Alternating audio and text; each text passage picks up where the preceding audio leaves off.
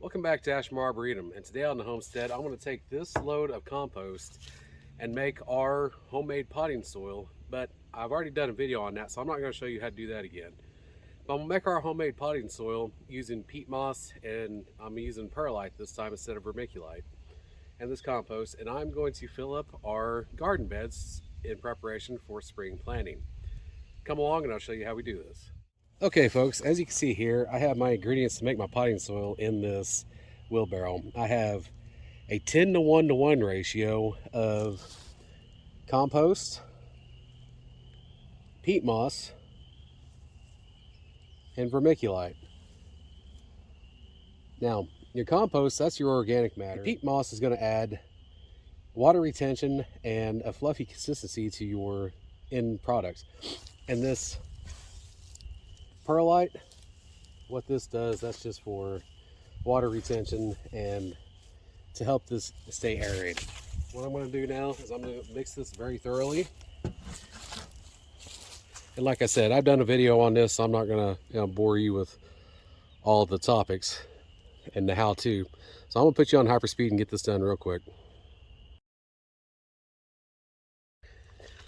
Okay, I have this thoroughly mixed now, and what you're left with is a very fluffy, relatively fine consistency of your potting soil. Now, this is not the same as my seed starting mix. If I was using this as my seed starting mix, I would go ahead and sift this. And actually, my twin brother over at the Nutty Gnome Homestead, he did a video recently on how he makes his potting soil, and I'll add that to the link in the bottom of this description.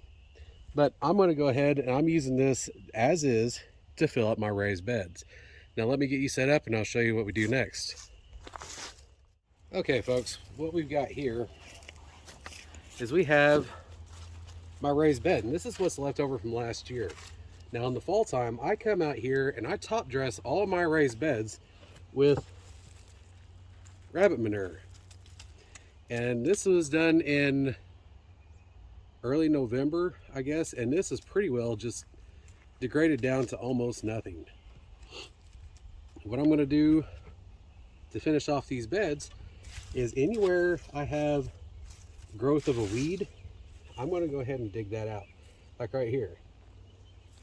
I'll dig that out. I'm going to throw it over here in my bucket for composting. Throw that out. That's just the weed tops, because I don't want to give any of this a head start this season. And part of the reason I like having my raised beds 2 foot tall is it makes it a lot easier to go ahead and weed these in the springtime. So there we are. I'm going to pull out my old fabric anchors I use to keep my irrigation down. Now the rest of this stuff, your leaves, this rabbit manure, the remnants of the weeds, I'm just going to leave that in there. That's going to compost down over the next couple of months. And now I'm just going to start filling this up. And you can see, just over the course of this last year, these beds were all filled up to the very top of these beds here. So that was another 5.5 to 6 inches of soil that this has compacted and settled down over the last 12 months. So every year I'm going to come back out here and I'm going to top dress these raised beds with my soil mixture. And this is the same soil mixture I used last year. It's the same soil mixture I used the year before. And I just keep adding this right to the very top. Now this system has worked for us for several years now, so I don't see the need in changing anything up at this time. Now what I will do to keep from forming a monoculture is I will rotate where my plants are planted. Now I will rotate where I put plants from year to year. However, that being said, this is where I had potatoes last year, and I'm going to put potatoes in here again this year. And then next year I'll start my rotation with this. And this is a form of hugelkultur where I built this bed. This one's 18 inches tall. I built this bed, laid down a weed barrier of cardboard, And then I put in small sticks. I didn't use the big logs. I used sticks since this was a smaller, shorter bed. I used sticks no bigger than my index finger in diameter. And I broke those up. I used wood chips in some places. And I got those down here in the layer. And then I added in some compost and a mixture of shredded leaves and shredded paper. And then I added more compost and rabbit manure on top of that. So as you can see, I do have some weeds coming up here in between the irrigation. I'll get those out. But that bed right there is historically where I'd like to put my tomatoes.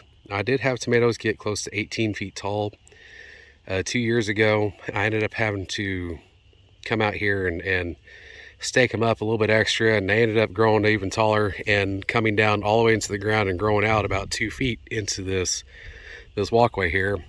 I ended up cutting them all off, but I digress. But as you can see in this bed right here, you can see there's a solid 5-6 inches of material I'm having to add back to this bed. Now, same with this one. I'm gonna have to add back about 5 to 6 inches of material back to this bed. And here I have a little experiment. I don't want to mess with these onions too much. This is a experiment where I wanted to overwinter some onions. So I got some winter onions started and I just left them out here. I left them out here to grow completely over winter, unprotected, not covered up. And as you can see, some of them are doing very well. I lost 4 of them that I know of for sure. But we still have bulb growth on most of them. And I've come out here and these guys have started to take off. And I'll do a video later on how to care for your onions. But right here we have a solid 5 inches lower than right here. So this right here is one reason why I have to keep adding compost and soil back to my raised beds annually, because this keeps composting down and breaking down even further. And all that's doing is just making a very rich organic matter material. Let me dig into this.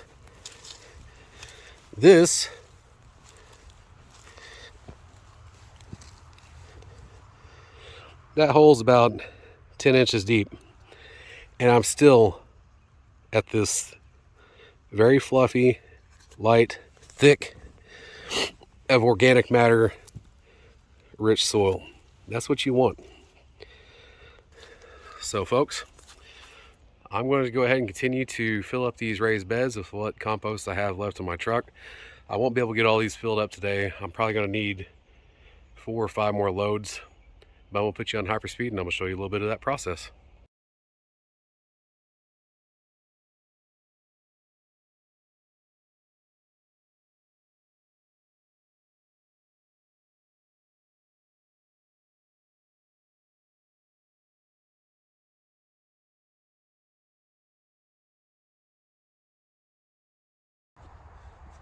Okay folks, there's a few things that I do want to talk about before I go ahead and finish up this project today. Is if you're using a compost comprised mainly of wood chips, you're going to have to add some sort of nitrogen to it.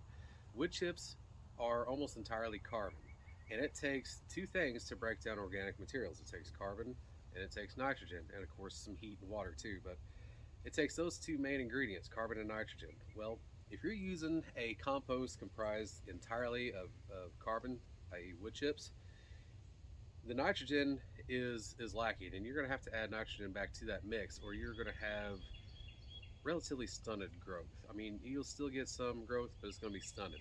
That's where adding rabbit pellets to this mix has come into play. Back in the fall time, I told you I added rabbit pellets 1 pellet deep to all of these beds. I think I collected 500 pounds of rabbit pellets for these 5 beds, and my berry barrels over there as well. And I have that on all these beds. It's set all winter long in the snow and the rain and the heat that we did end up having, 70, 80 degree weather we had recently. And what that's done is that has broke these rabbit pellets down and made this a form of nitrogen that plants will eventually be able to uptake when I get them planted. Now with the first rain we have, I expect this compost mixture to settle approximately 1.5 to 2 inches. That's going to happen. So I'm not going to do anything else with it this year. Next year I'll come back and I'll add another layer of compost to the top of this. And eventually I'll get to where I only have to add compost mixture to this about once every other year or so. But that's still years away. Also, building your own potting mix and making your own potting soil is a relatively easy and inexpensive process. In my area, a cubic yard of compost cost me roughly $25. A bag of perlite cost me roughly $25.